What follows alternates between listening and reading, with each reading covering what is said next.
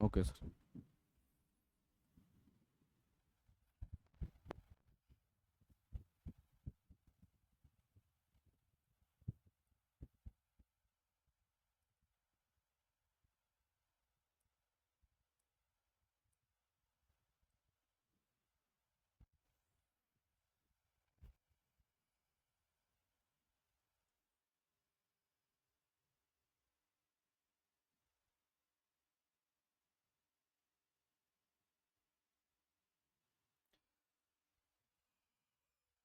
Hello बच्चों, कैसे हैं आप लोग?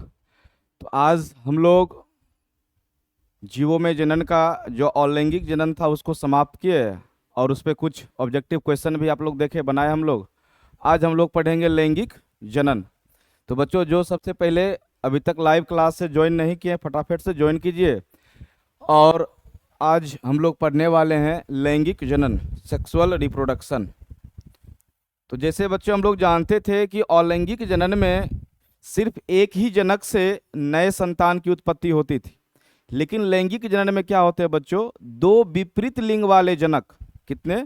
दो विपरीत लिंग वाले जनक, नर अर्थात मादा के युग्मकों के संलयन से एक नए संतति का निर्माण होता है। इस प्रकार के जनन को क्या बोलते हैं? लैंगिक जनन। देखिए बच्चों, यहाँ है जनन की वह विधि या जनन की वह प्रक्रिया जिसमें दो विपरीत लिंग वाले जीव अर्थात नर और मादा के युग्मक संलयन कर अपने जैसे नए संतति का निर्माण करते हैं, लैंगिक जनन कहलाते हैं। ठीक है बच्चों? चलिए, अब देखिएगा लैंगिक जनन में क्या होता है कि सबसे पहले कितने जनक भाग लेंगे? दो। एक मेल और दूसरा फीमेल। उसके बाद ध्यान दीजिएगा बच्चों, इनमें क्या बनेंगे? युग्मक बनेंगे। ठीक है, जिसको गैमेट बोलते हैं। तो मेल में कौन सा युग्मक बनता है? तो शुक्राणु बनेगा, और फीमेल में बच्चों अंडाणु बनेगा। ठीक है, सबसे पहले ध्यान देना है कि लैंगिक जनन में जो जनक होते हैं उसमें नर जनक क्या करेंगे? शुक्राणु बनाएंगे, और मादा जनक अंडाणु बनाते हैं। जब ये दोनों गैमेट बनते हैं तो इनका फ्यूजन होता है। जब इसका फ्यूजन होता है अर्थात इन दोनों के फ्यूजन को बच्चों बोलते हैं निषेचन। क्या बोलेंगे? निषेचन। ठीक है, ये दोनों आपस में क्या करेंगे? फ्यूज करेंगे। इस प्रक्रिया को क्या बोलते हैं? निषेचन। तो ध्यान देना है, सबसे पहले युग्मक बनेगा, युग्मक के बाद निषेचन होंगे, निषेचन के बाद युग्मनज बनेगा, युग्मनज के बाद उसमें कोशिका विभाजन होता है, कोशिका विदलन होता है, मोरुला बनता है, ब्लास्टुला, ग्लैस्टुला। इस प्रकार से बच्चों भ्रूण का निर्माण होता है। ठीक है, इस सारे चीज को धीरे धीरे हम लोग टॉपिक वाइज करेंगे। तो ध्यान देना सबसे पहले कि मेल में गैमेट जो बनेंगे वो स्पर्म होंगे, फीमेल में गैमेट बनेंगे वो ओवम होंगे। दोनों का निषेचन होगा, निषेचन के बाद युग्मनज बनेंगे, उसके बाद क्या बनेंगे? भ्रूण बनेंगे। और एक बात ये भी ध्यान देना है कि जो लैंगिक जनन के माध्यम से जो भी संतति का निर्माण होता है बच्चों, वो आनुवांशिक और आकारिकी रूप से अपने जनक से क्या होते हैं? भिन्न होते हैं। लेकिन लैंगिक में क्या होते हैं? समान होते हैं। यहाँ भिन्न होने का कारण मैं पहले भी बताया था, क्योंकि इसमें पिता का डीएनए कुछ और होता है, माता का डीएनए कुछ और होता है। बच्चों, जब दोनों संलयन करते हैं तो संतान में दोनों मिक्स करके जो डीएनए आते हैं, इसलिए संतान का जो आनुवांशिक और आकारिकी समानता बिल्कुल नहीं हो पाती है, उसमें क्या आ जाती है? असमानता आ जाती है। ठीक है बच्चों, यही असमानता से जीवों में विकास होता है, जैव विविधता होता है। ठीक है, तो चलिए, तो सबसे पहले इसमें देखना है हम लोग को कि लैंगिक जनन की घटनाएं।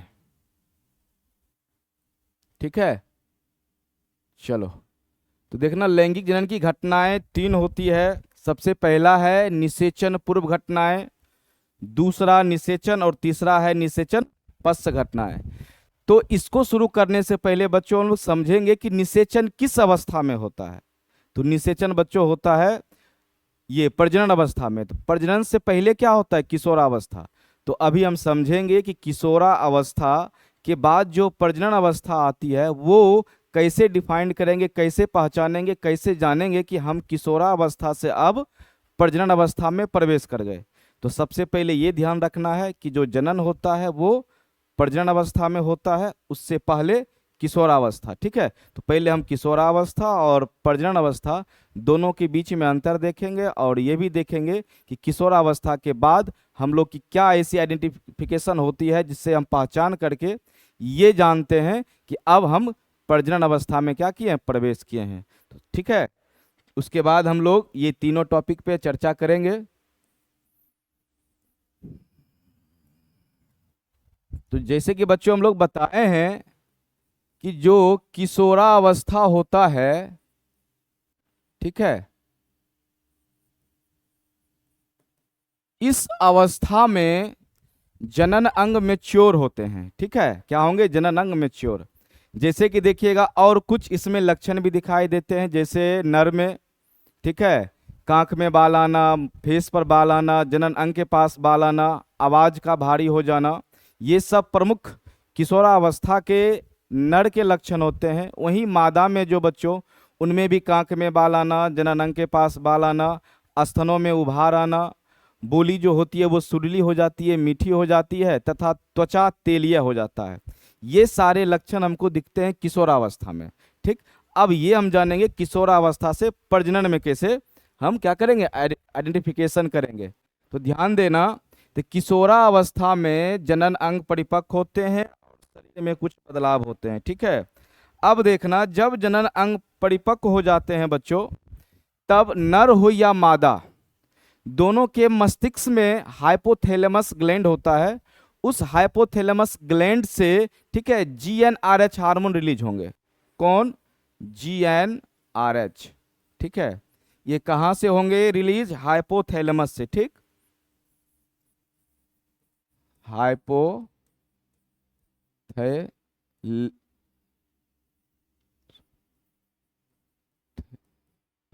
से। ठीक, ध्यान देना, कहां से रिलीज होगा, हाइपोथैलेमस से।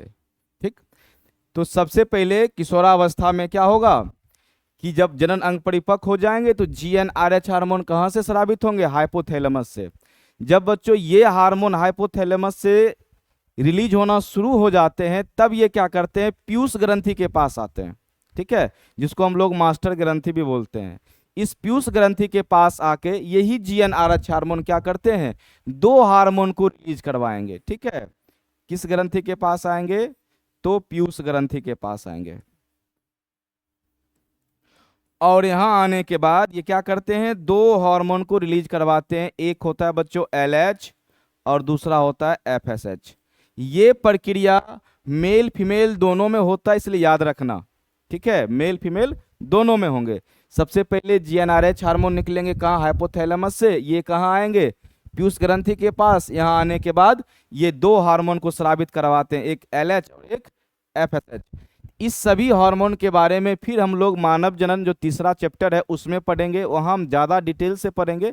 यहाँ खाली हमको समझना है कि कैसे पहचान करेंगे कि किशोरा से हम अब प्रजनन अवस्था में प्रवेश किए हैं। ठीक, चलिए, तो अब ये दोनों हार्मोन क्या करते हैं बच्चों, LH और FSH, ये जनन अंग में पहुंचते हैं। ठीक है, ध्यान देना, कहाँ आएंगे ये दोनों हार्मोन जनन अंग में पहुंचते हैं जहां गैमेट बनते हैं।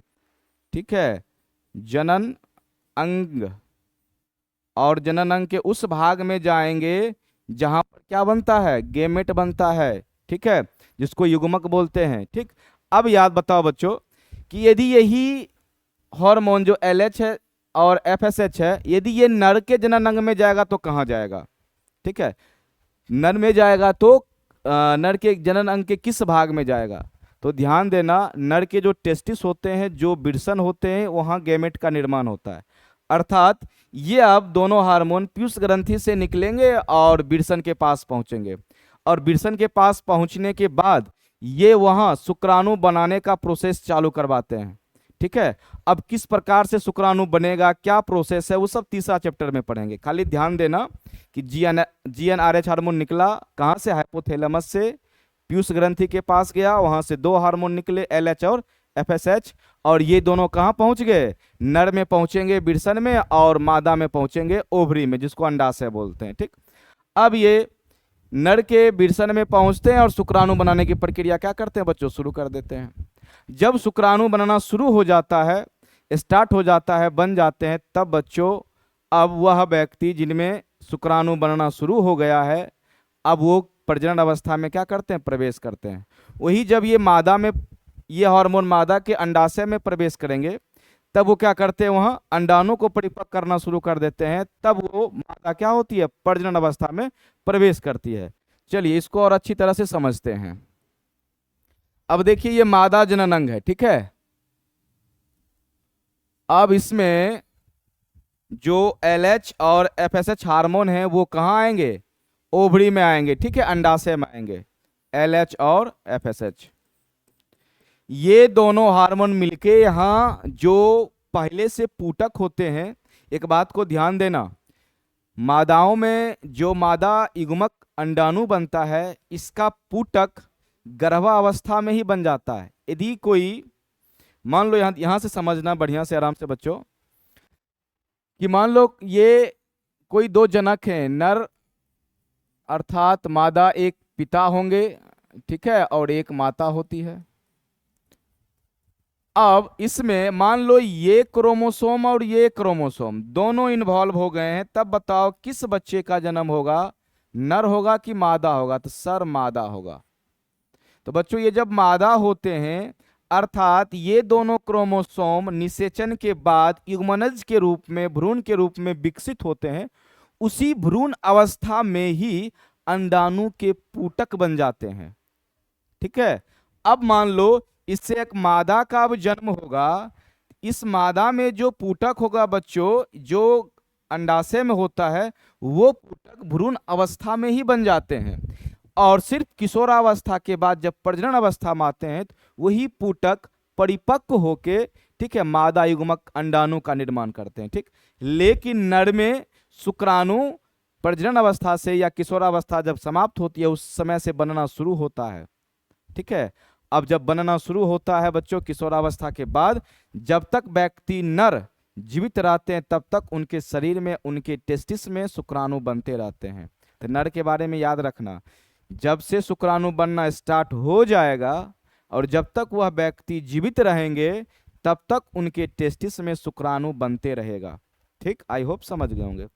अब थोड़ा मादा के बारे में चर्चा करें तो इस पे देख लेते हैं। देख लिए बच्चों, इसमें जो पूटक है, ये पूटक किस समय बन जाएंगे, भ्रूण अवस्था में ही बन जाएंगे। अब इस मादा का जन्म होगा, फिर ये किशोरावस्था में आएगी, फिर से ये क्या करेगी, और जनन में पार्टिसिपेट करेगी, तो भ्रूण अवस्था में ये पूटक सारे इस ओवरी में बन जाते हैं।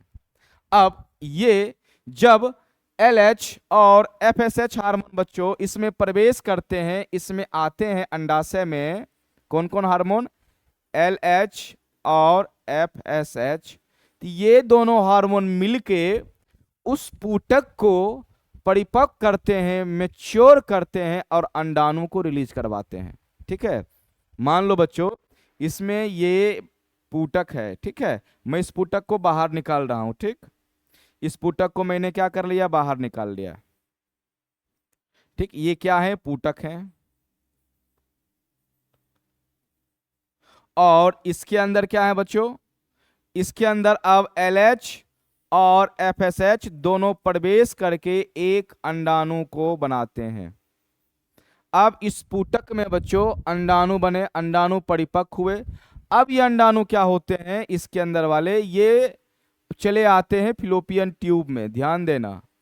इस पूटक से निकल के ये अंडाणु कहाँ चलाएंगे, फिलोपियन ट्यूब में, अंडवाहिनी में। जब इस पूटक से ये अंडाणु निकल जाएंगे बच्चों, ध्यान देना, तब यही जो है पूटक चेंज हो जाता है कॉपर्स ल्यूटियम में, ठीक है, कॉपर्स ल्यूटियम में, ठीक है। यही पूटक जब इससे अंडाणु निकल के फिलोपियन ट्यूब में चला जाएगा, इससे अंडाणु निकल के यदि मान लो फिलोपियन ट्यूब में चला गया, तो यही पूटक किसमें कन्वर्ट होगा, कॉपर्स ल्यूटियम में। अब ये कॉपर्स ल्यूटियम बच्चों क्या करते हैं, प्रोजेस्टेरोन हार्मोन को रिलीज करेंगे। इसलिए याद रखना कि प्रोजेस्टेरोन हार्मोन जो होता है बच्चों, वो मादा जनन हार्मोन होता है।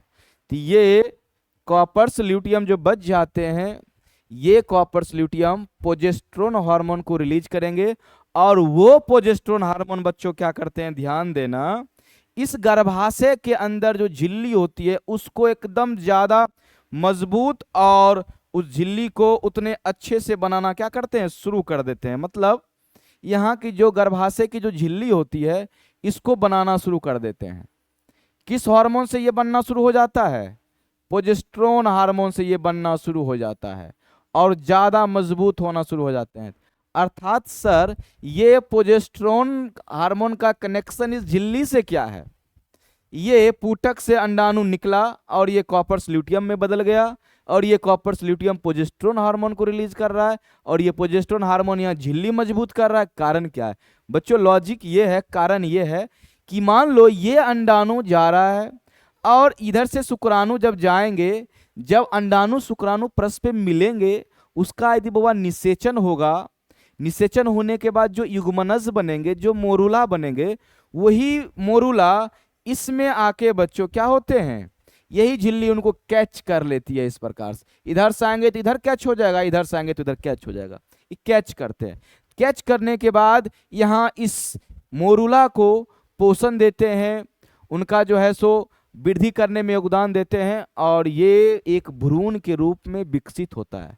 अर्थात बच्चों ये झिल्ली युग्मनज को अर्थात मोरुला को कैच करके भ्रूण बनाने का काम करती है ये झिल्ली। ठीक है, यहां से अंडाणु निकला, प्रोजेस्टेरोन इस झिल्ली को बनाने में लग जाएगा, चलो तुमको बना। लेकिन ध्यान देना बच्चों, ये अंडाणु का यदि निषेचन नहीं हुआ, अंडाणु का निषेचन नहीं हुआ तो बताओ बच्चों यहां युग्मनज आएगा, सॉरी यहां मोरुला आएगा, नहीं आएगा। मोरुला किसको कहते हैं पहले समझ लो बच्चों, निषेचन के बाद युग्मनज में कोशिका विभाजन होती है। ठीक है, निषेचन बच्चों यहां होता है एम्पुला वाले भाग में। अब यहां निषेचन हो गया है, ठीक है, तब ये क्या करते हैं, युग्मनज बनाते हैं। युग्मनज बच्चों जब 8 से 16 कोशिका का होता है तब तक बच्चों ये गर्भाशय में आ जाता है। कहाँ जाता है, गर्भाशय में। अर्थात 8 से 16 कोशिका के बीच ये नली में ही बन जाता है। यही 8 से 16 कोशिका को बच्चों बोलते हैं मोरुला। याद रखना ये क्वेश्चन इसी बार 2025 के फाइनल एग्जाम जो बिहार बोर्ड था उसमें पूछा गया था। ठीक है, याद रखना यही युग्मनज किस में चेंज होगा, मोरुला। जब कितना कोशिका का होगा, 8 से 16। तो मान लो बाबा कि ये निषेचन नहीं हुआ तो युग्मनज नहीं बना, युग्मनज नहीं बना तो फिर बाबा मोरुला नहीं बना, मोरुला नहीं बना तो ये अंडाणु क्या करेगी, इससे बाहर आ जाएगी। जब बच्चों इससे बाहर चली आती है अर्थात निषेचन नहीं हुआ तो इस झिल्ली का कोई काम नहीं। ये जो झिल्ली प्रोजेस्टेरोन जो इस झिल्ली को बनाया, उसको मजबूत किया, उसका कोई काम नहीं। तब बच्चों क्या होता है, ये झिल्ली ब्रेक डाउन होके टूट के सेड ऑफ होते हैं और ये इस रास्ता से, योनि के रास्ता से शरीर से बाहर आते हैं बच्चों रक्त के रूप में। ठीक है, किसके रूप में, रक्त के रूप में आते हैं। तो याद रखना यही इंपॉर्टेंट है। अभी यही झिल्लियां ब्रेक डाउन होती है, निषेचन नहीं हुआ, अब इसका कोई काम नहीं, ये ब्रेक डाउन होंगे और ये बेजेना के रास्ते होते हुए ये शरीर से बाहर आते हैं। तो बच्चों महिलाओं में यदि ये घटना, मादाओं में यदि ये घटना सबसे पहली बार होती है तो उसको बोलते हैं रजोदर्शन। और इसी घटना से ये पता चल जाता है कि अब ये मादा, जो भी हो ये मादा अब प्रजनन अवस्था में प्रवेश कर चुकी है। ठीक है, ध्यान देना, समझ में आ रहा है। जब तक ये मेम्ब्रेन सेड ऑफ नहीं होती है, झिल्लियां टूट के ब्रेक डाउन होके बेजाना के रास्ते से बाहर नहीं आती है, तब तक बच्चों किशोरावस्था में मानी जाती है।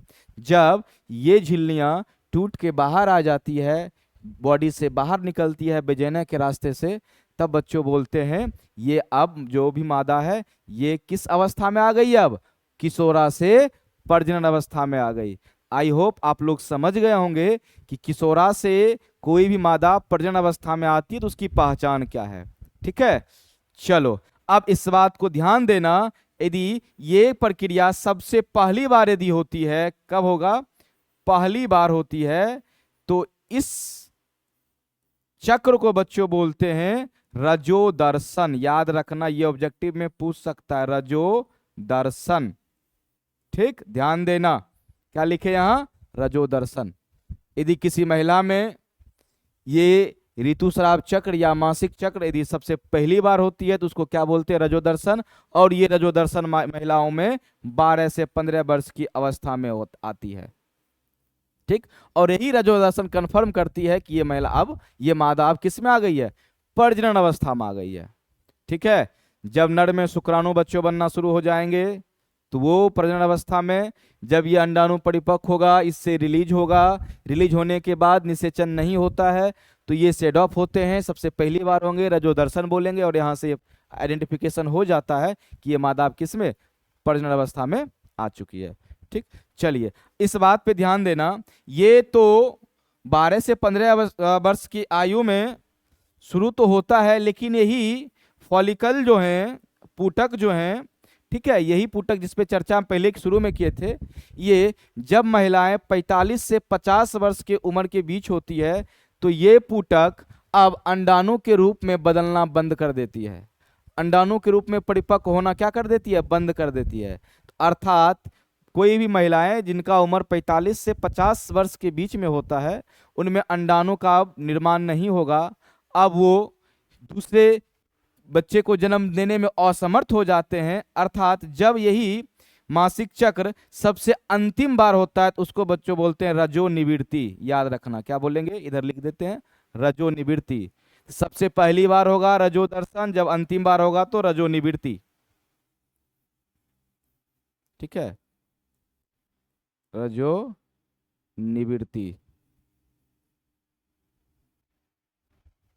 एक मिनट,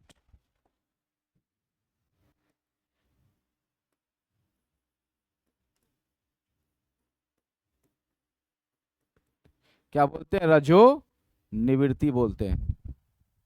ठीक, तो सबसे पहला बात याद रखना रजो दर्शन, लास्ट रजो निवृत्ति। अब ये भी सवाल आता है महिला की किस उम्र में रजो निवृत्ति होती है, तो 45 से 50 वर्ष। ठीक है, तो चलिए इस चीज को मैंने देख लिया कि बच्चों कि क्या पहचान होती है किशोरावस्था से प्रजनन अवस्था के बीच में, देख लिए कि महिलाओं में और नर दोनों में बता दिए। अब आते हैं हम लोग लैंगिक जनन की घटनाएं पर। ठीक है,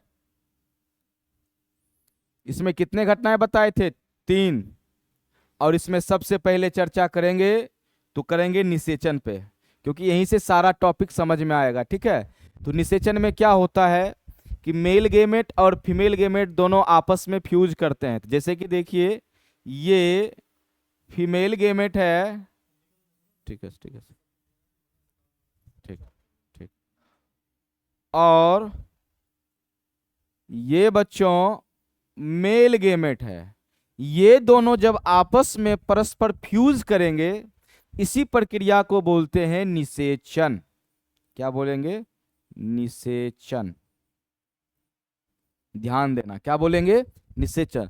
अब बात ये आती है कि सर चलिए निषेचन तो समझ गए कि नर युग्मक और मादा युग्मक परस्पर संलयन करेंगे, और संलयन करने के बाद ये क्या बनाएंगे, एक मिनट, ये क्या बनाएंगे, ये युग्मनज बनाएंगे। क्या बनाएंगे, युग्मनज बनाएंगे।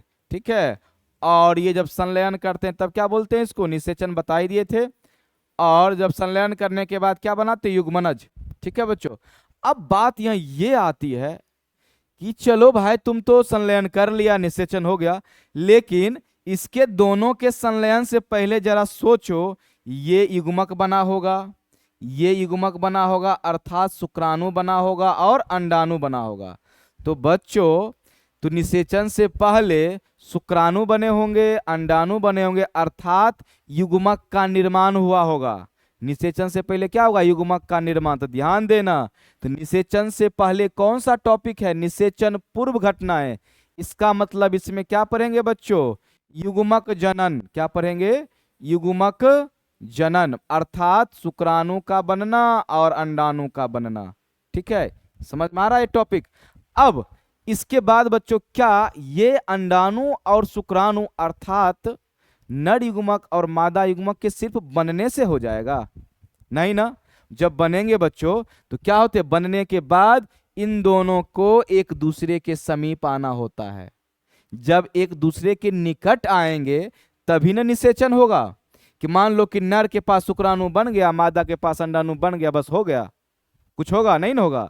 इसके लिए बहुआ शुक्राणु और अंडाणु को मिलना पड़ता है, ठीक है। तो ये दोनों क्या करते हैं, याद रखना, तो दोनों युग्मक को आपस में संलयन होना पड़ता है, तो एक दूसरे के निकट आना पड़ता है। तो बच्चों एक दूसरे के निकट आने के लिए युग्मक का क्या होगा, स्थानांतरण होगा। क्या होगा, स्थानांतरण होगा। ध्यान देना, जो कि चलो इधर देख लेते हैं बच्चों, युग्मक का क्या होगा, स्थानांतरण होगा। चलो ध्यान देना, तो निषेचन से पहले, एक मिनट इसी में, ठीक, पहले इसी को समझते हैं। तो निषेचन से पहले क्या होगा, स्थानांतरण होगा। तो बात को समझ रहे हैं कि सबसे पहले युग्मक बनेंगे, बनने से नहीं होगा, फिर उनका स्थानांतरण होगा। अब बच्चों स्थानांतरण के लिए चाहिए माध्यम। क्या चाहिए, माध्यम, ठीक है। चलो क्या चाहिए, माध्यम चाहिए। देखना कौन कौन से टॉपिक पढ़ेंगे निषेचन पूर्व घटनाएं में। नंबर 1 युग्मक बनेगा, सो पढ़ेंगे, युग्मक जनन, उसका स्थानांतरण होंगे, उसको देखेंगे।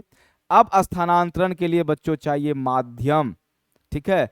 अब मान लो यदि किसी लड़का का जब अरेंज मैरिज होता है, उसमें एक माध्यम होता है, अगुआ।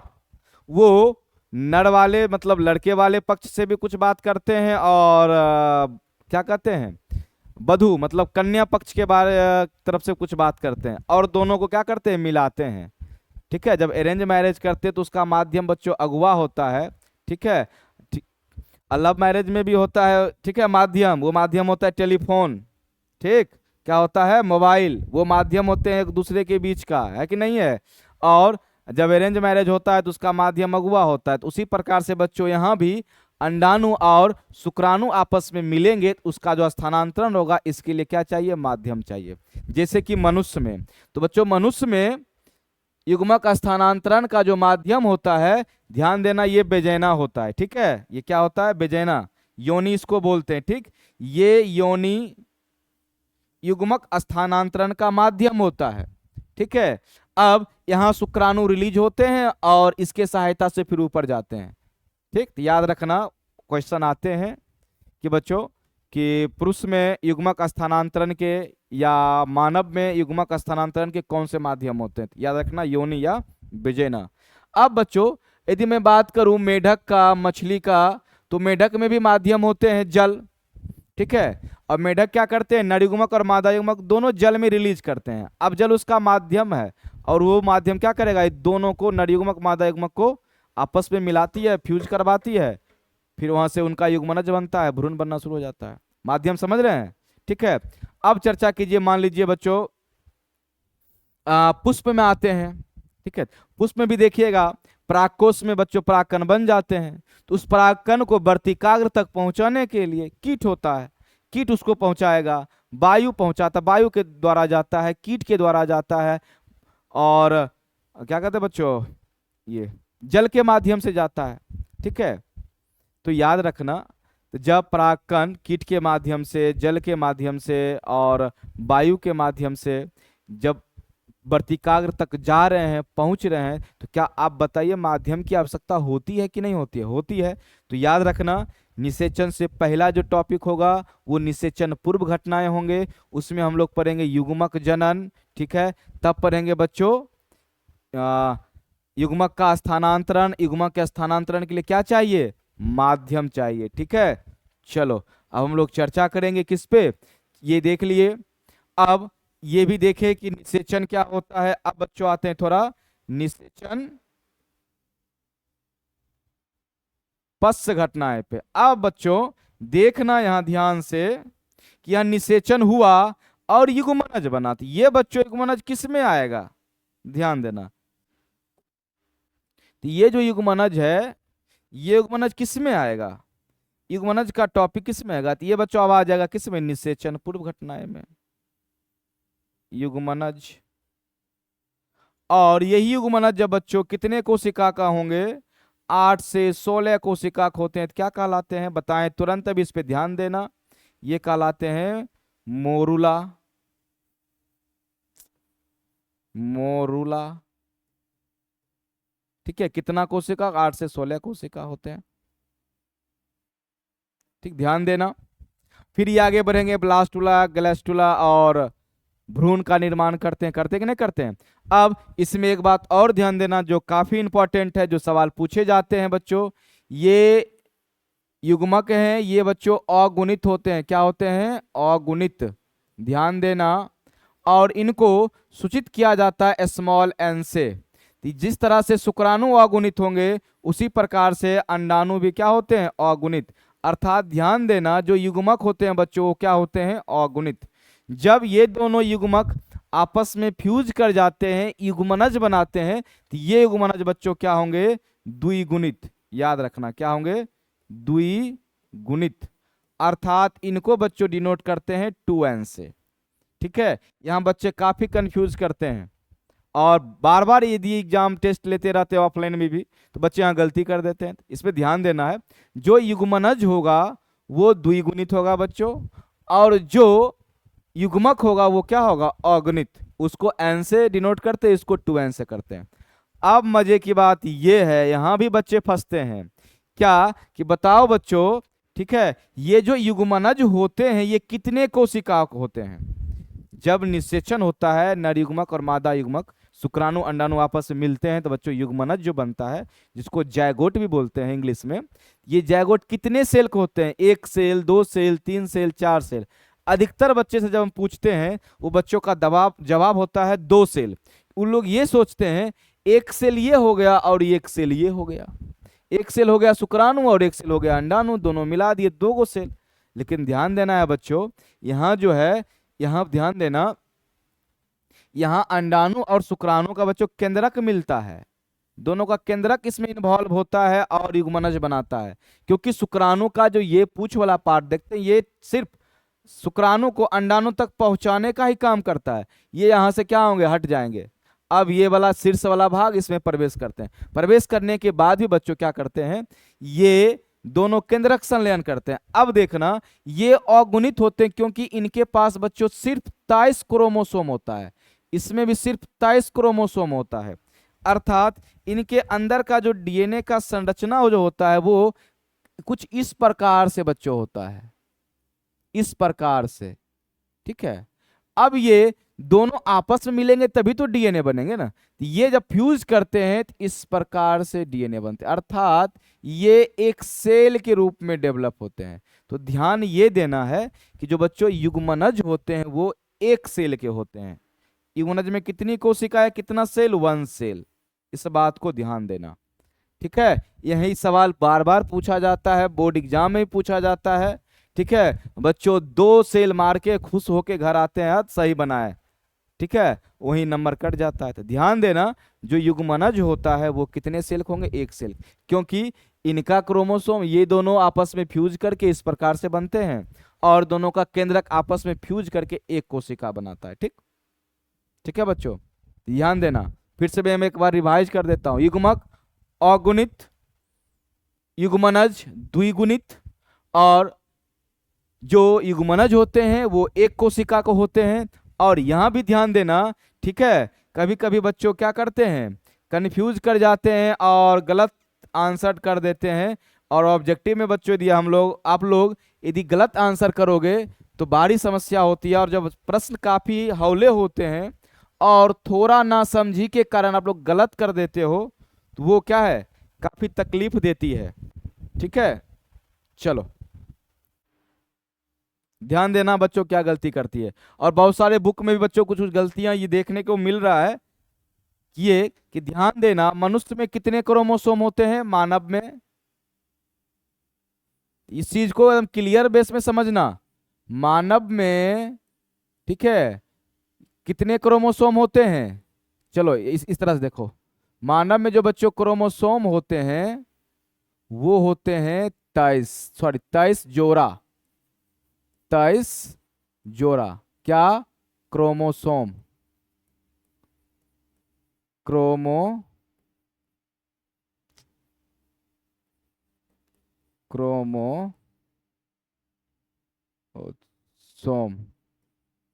ठीक है, तो बच्चों जो मानव में क्रोमोसोम होता है कितना? 23 जोड़ा, अर्थात 46 होता है।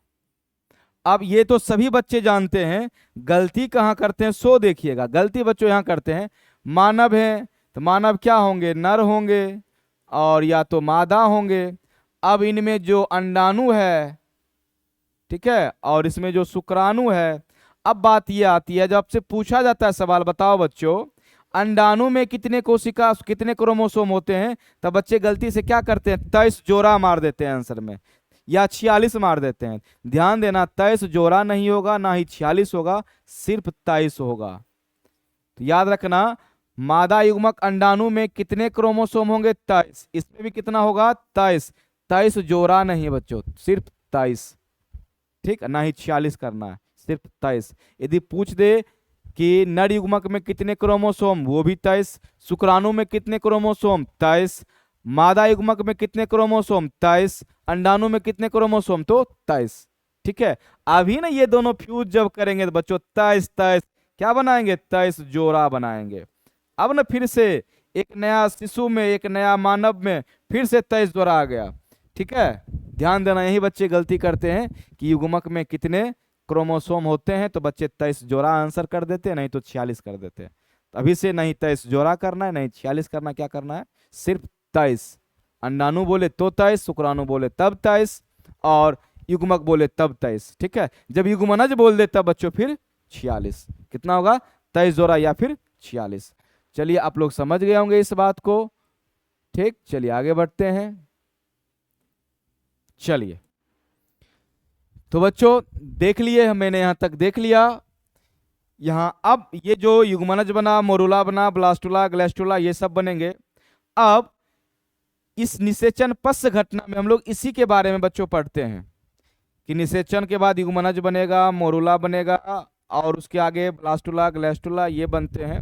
ठीक है, और यहां भी एक छोटा सा पॉइंट आपको बताएंगे बच्चों, जो आप लोग पढ़ते तो हैं लेकिन जानते नहीं है। बहुत सारे शिक्षक उसको बताते नहीं है, सिर्फ ये कर देते हैं युग्मनज है, और युग्मनज से डायरेक्ट वो क्या करते हैं, भ्रूण तक ले जाते हैं। तो थोड़ा सीरियस, थोड़ा हम सीरियल से और आराम से पढ़ेंगे ताकि आपको अच्छे से समझ में आए। तो देखो यहाँ बच्चा, एक बात क्या है, इस पे थोड़ा ध्यान देना।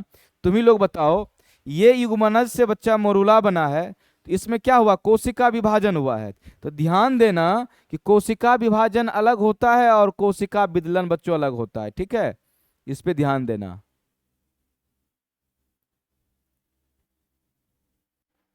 ठीक है, चलो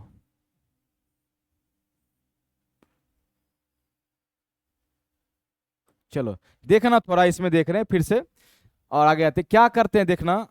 जब निषेचन पूर्व की घटना पढ़ेंगे, अभी बच्चों टॉपिक स्टार्ट नहीं कि टॉपिक को समझ रहे हैं, फिर इसको हमें बारी बारी से एकदम क्लियर करेंगे।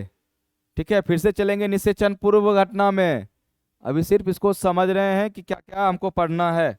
ठीक, चलो देखना, भ्रूणो उद्भव अर्थात एम्ब्रायोजेनेसिस जो होता है, जैगोट से भ्रूण बनने की प्रक्रिया एम्ब्रायोजेनेसिस बच्चों कहलाता है। अब देखना इसमें, इस प्रक्रिया में जैगोट में कोशिका विभाजन होता है। चलिए ठीक है, हाँ कोशिका विभाजन होगा, ये आसान भाषा में आप समझ गए, हाँ कोशिका विभाजन होगा। लेकिन ध्यान ये देना है, विभेदीकरण क्या होता है। ठीक है, विभेदीकरण क्या होता है। तो बच्चों ये युग्मनज से, ठीक है, आगे मान लो भ्रूण बनने के लिए इसमें कोशिका कोशिका कोशिका कोशिका कोशिका बन रहा है, कोई दिक्कत नहीं है। अब कोशिका विभाजन के बाद ही तो कोशिका बना है, तो सर विभेदीकरण क्या है। तो याद रखना, विभेदीकरण में क्या होता है कि कोशिकाओं का जो ग्रुप होता है वो अलग अलग उत्तक के लिए अलग अलग होते बढ़ते जाता है। जैसे मान लो बच्चों, हमारे शरीर में, हमारे भ्रूण में हाथ बनेगा, पैर बनेगा, आंख बनेगा, किडनी बनेंगे, लीवर बनेंगे, ये सभी का कोशिका क्या सेम होती है, सभी की संरचना, सभी की आकृति, सभी का फंक्शन क्या सेम होता है, नहीं, डिफरेंट होते हैं, होते नहीं डिफरेंट। तो वहीं पर जब कोशिका विभाजन होगा, उसमें से जो किडनी बनाने वाले कोशिका होंगे वो अलग हो जाएंगे, अपना ग्रुप लेके अलग हो जाएंगे, चलो मैं तो किडनी के लिए हूं। कुछ आहार नाल वाले होंगे वो अलग हो जाएंगे, आंख वाले वहां से अलग हो जाएंगे। ये सभी कोशिका क्या करेंगे, अलग होकर एक उत्तक बनाएंगे। अब वो उत्तक क्या करते हैं, अपने ग्रुप का संरचना करके एक अंग का निर्माण करते हैं। उसके बाद एक किडनी बनता है, एक आँख, दो आँख मतलब किडनी बनते हैं, आँख बनते हैं और आहार नाल, ये सारे चीज बनते हैं। तो विभेदीकरण में ये ध्यान देना है, कोशिका विभाजन के बाद, ठीक है, अब वो अंग बनाने के लिए जो उत्तक चाहिए, और उत्तक के लिए कुछ कोशिकाओं का समूह होता है, तो एक जैसे जो कोशिका होंगे वो अपना ग्रुप बना के उत्तक के रूप में साइड हो जाएंगे। भाई हम किडनी बनाने वाले होंगे, मेरे साथ आंख बनाने वाला मत आना। जो आंख बनाने वाले होते हैं वो कहते हैं कोई लीवर बनाने वाला मेरे साथ मत आना। इस तरह से कोशिकाओं का ग्रुप अलग जो होता है उसको बोलते हैं विभेदीकरण। कोशिका का विभाजन, एक से दो कोशिका, दो से चार बनना हो गया। विभेदीकरण समझ में आ गया? कोशिका ग्रुप अपना अपना ग्रुप सेट करेगा, चट उत्तक के रूप में बदल जाएगा, चलो हम किडनी बनाएंगे, कोई कहा चलो हम आंख बनाएंगे, कोई कहा चलो हम ये बनाएंगे, उसको बोलते हैं विभेदीकरण।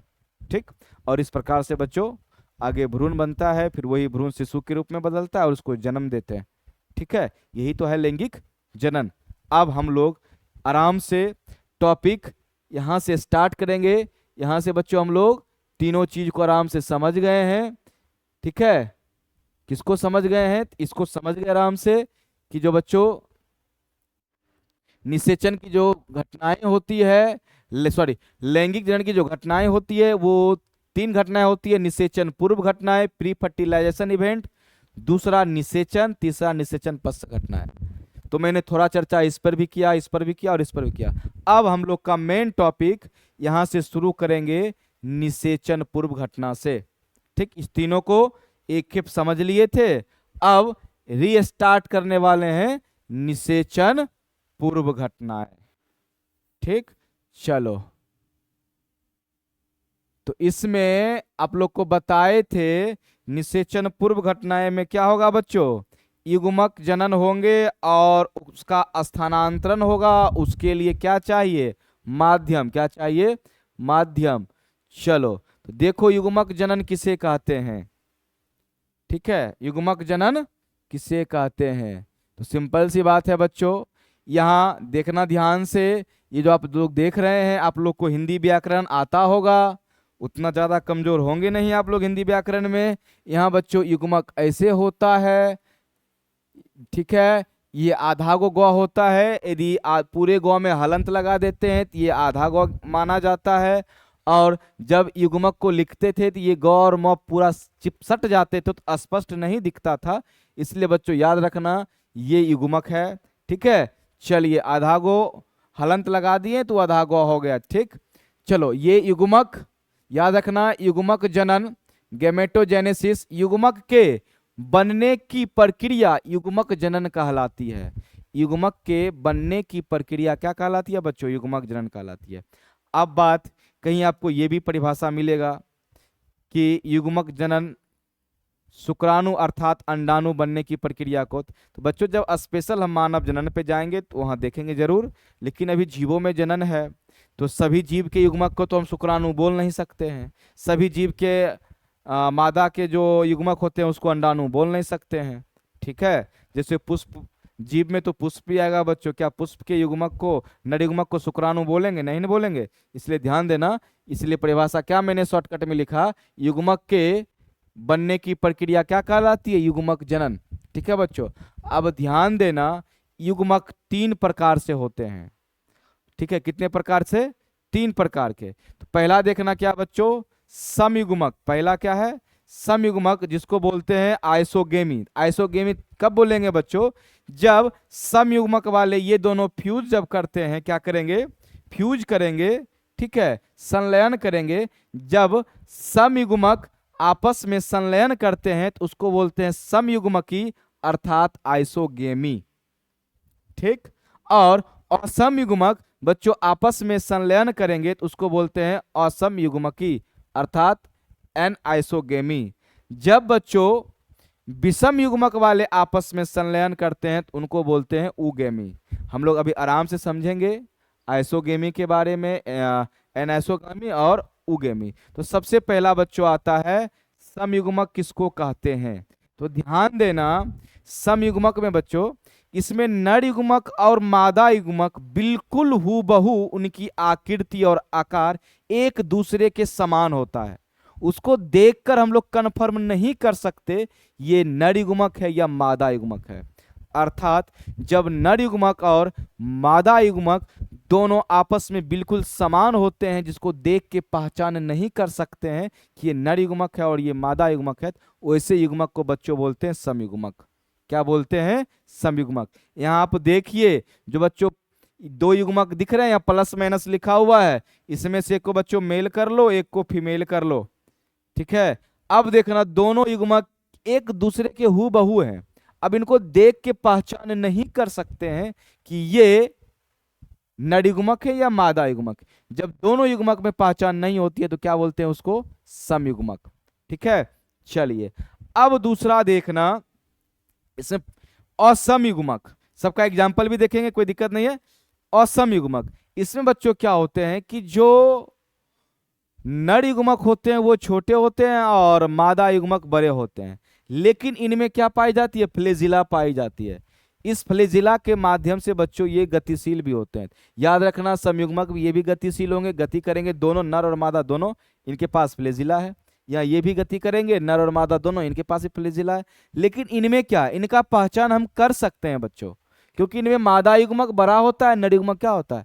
छोटा होता है, और दोनों में क्या होंगे? फ्लैजिला होंगे, ताकि दोनों गति कर सकते हैं। ठीक, जब आते हैं बच्चों, ये हो गया आपका किसका? असम युग्मक। जब विषम युग्मक में आते हैं इसका भी पहचान कर सकते हैं। इसमें भी मादा युग्मक बड़े होते हैं और नर युग्मक छोटे होते हैं।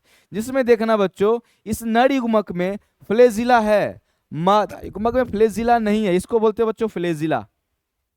अब ये फ्लैजिला है तो ये गति करेंगे, और इसमें फ्लैजिला नहीं है तो गति नहीं करेंगे। अर्थात असम युग्मक में नर युग्मक गतिशील होते हैं और मादा युग्मक अगतिशील होते हैं। तो बच्चों आप लोग बताइए, अब जो मनुष्य हैं, ये मनुष्य में कौन सा युग्मक होगा? समयुग्मक होगा कि विषम युग्मक होगा कि असम युग्मक होगा? ठीक है, तो बच्चों मनुष्य में जो होता है वो विषम युग्मक होता है, क्योंकि मनुष्य में जो मादा युग्मक होते हैं, क्या होते हैं? ये जो मादा युग्मक हैं ये नर युग्मक से बड़े होते हैं, और ये गतिशील नहीं होते हैं, ये क्या होते हैं? अचल होते हैं। क्या होते हैं? अचल। देख रहे हैं, विषम युग्मक में ये इसके पास फ्लैजिला नहीं है, नहीं चलेगा, गति नहीं करेगा, और ये गति करेगा, और मादा बड़ा होगा और नर युग्मक छोटा होगा। यहां भी देखना मनुष्य भी किसका एग्जाम्पल होगा? मनुष्य का एग्जाम्पल क्या? विषम युग्मक। इसमें देखना जो अंडाणु होता है वो बड़े होते हैं, किससे? इस शुक्राणु से, और ये गतिशील नहीं होते हैं, और बच्चों शुक्राणु क्या होते हैं? गतिशील होते हैं। ठीक, एक सवाल फिर मेरे तरफ से लेके जाओ, एकदम बोर्ड एग्जाम में आने की संभावना इसकी रहती है, और पूछता भी है कि मानव शरीर की कौन सी कोशिका गतिमान होती है? मानव शरीर की कौन सी कोशिका गतिमान होती है? तो बच्चों मानव भी रहेगा सवाल में, थोड़ा कंफ्यूज करने के लिए, नहीं तो क्लियर में नर भी दे देगा। नर के शरीर में कौन सी कोशिका गतिशील होती है, या मानव में कौन सी कोशिका गतिशील होती है? याद रखना, ये हमारे शुक्राणु जो कोशिका है ये गतिशील होते हैं। ठीक है, ये क्वेश्चन को याद रखना, हमारे शरीर में या मानव शरीर में कौन सी कोशिका गतिशील होती है? तो शुक्राणु गतिशील होती है। ठीक है, चलो, तो ये याद रखना, जो मनुष्य के जो युग्मक होंगे वो क्या होंगे? विषम युग्मक होंगे। तो बच्चों आज टाइम हो चुका है, अब हम लोग अगले क्लास जो करेंगे फिर बुधवार को। ठीक है, फिर से मैं इससे थोड़ा इसी से स्टार्ट करूंगा ताकि इसको आप लोग बढ़िया से समझ लेना। ठीक, और आगे हम लोग, तो आज हम लोग जो बच्चों पढ़े थे एक खेप थोड़ा आप लोग से फिर से रिवाइज फटाफट करवा देते हैं। तो सबसे पहला बात बच्चों क्या था? टॉपिक क्या था? सबसे पहला टॉपिक बच्चों क्या था? कि लैंगिक जनन। तो उस लैंगिक जनन में क्या देखे थे कि जो दो विपरीत लिंग वाले जीव होते हैं, नर अर्थात मादा, उनके युग्मक परस्पर संलयन करते हैं और नए संतति का निर्माण करते हैं, उसे लैंगिक जनन कहते हैं। उसके बाद हम लोग आए थे लैंगिक जनन की घटना पे, जो निषेचन से पूर्व घटना है, जिसमें शुक्राणु बन रहे थे, शुक्राणु का स्थानांतरण हो रहा था, उसके लिए माध्यम चाहिए था। ठीक है, फिर निषेचन थोड़ा बहुत देखे, फिर निषेचन के बाद निषेचन पूर्व घटना देखे जिसमें बच्चों युग्मनज बनता है, फिर मोरुला, फिर आगे चल के वो भ्रूण बनता है। और इससे भी ज्यादा इंपॉर्टेंट क्या देखे थे कि कैसे पहचान करेंगे कि हम किशोरा से प्रजनन अवस्था में आए हैं। तो वो पहचान बच्चों एकदम याद रखना कि जब GnRH हार्मोन किशोरावस्था में रिलीज होगा और LH और FSH को पीयूष ग्रंथि से निकालेगा और वो जनन अंग में जाएगा, नर है तो वृषण में जाएगा और शुक्राणु को फटाफट बनाएगा। शुक्राणु बन गया तो समझ लेना अब वो किशोरावस्था में लड़का नहीं रहा, अब जनन अवस्था में या प्रजनन में आ गया। महिलाओं में भी वही GnRH हाइपोथैलेमस से निकला और कहाँ गया, पीयूष ग्रंथि के पास, वहां से 2 हार्मोन निकाले और उसको बोले कि जाओ अंडा ये मादा जनक अर्थात अंडाशय में और वहां जाके युग्मक बनाओ, युग्मक को परिपक्व करो और उस मादा को प्रजनन अवस्था का सर्टिफिकेट दे दो। ठीक है, तो आता है अंडाशय में जो पूटक होते हैं उसको परिपक्व करते हैं, वहां से अंडाणु निकलते हैं, फिर वही पूटक बच्चों कन्वर्ट होता है कॉपर्स ल्यूटियम में, वही कॉपर्स ल्यूटियम फिर से प्रोजेस्टेरोन हार्मोन रिलीज किया और उस हार्मोन ने क्या किया, गर्भाशय की झिल्ली को बनाया। बोवारे पहली बार निषेचन नहीं हुआ, वो झिल्ली टूट के शरीर से बाहर आया। जब शरीर से बाहर आया उसी से क्या पता चला कि ये महिला मादा अब प्रजनन अवस्था के में आ चुकी है, अब ये जनन के योग्य हो चुकी है। ठीक है, तो बच्चों आई होप आपको अच्छी तरह से सारी बात समझ में आ गई होगी। आराम से फिर मिलते हैं। ठीक है बच्चों, बुधवार को। कल आप लोग इस समय में यदि फ्री रहोगे तो फिर से इस वीडियो को एक बार जरूर देख लेना, ताकि हमेशा हमेशा के लिए आपको याद रहेगा। ठीक है, क्योंकि हम हर एक छोटी चीज को देख देख के पढ़ाते हैं ताकि आपको कहीं कंफ्यूजन ना रहे। जो आपका सवाल होगा, आपके सवाल से पहले मैं उसका क्या करता हूँ, जवाब दे देता हूँ। ठीक है, चलिए बच्चों फिर मिलते हैं अब नेक्स्ट एपिसोड में, जो कि होगा कब, बुधवार को। चलिए बाय।